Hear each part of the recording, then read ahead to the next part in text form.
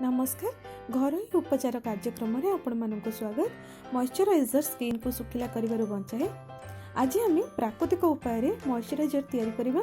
चलतु रोसई घर आज आम निज एक परफेक्ट नेचुरल मॉइस्चराइजिंग लोशन तैयारी करबा। गोटे जगह नियंतु से 4 चम्मच महू, 2 चम्मच ओट्स, 1 चम्मच ऑलिव ऑयल ए सब को एकाठी मिसातु।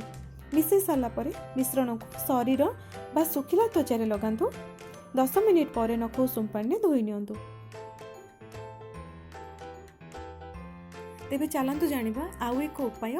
1 चम्मच चापत्ती को 1 कप पानी रे फुटांतु। सही पानी को छाणिकी ठंडा करंतु। सेथिरु 1 चम्मच नियंतु। 1 चम्मच महू, 1 चम्मच नड़िया बा बादाम रो तेल, 1 चम्मच लेंबू रस ए सब को मिसई गोटे मिश्रण तैयारी करंतु। एही मिश्रण को त्वचा रे लगे साला पर 20 मिनिट पर्यंत रहिबाकु दियंतु। तापर नख उषुम पानी धोई नियंतु।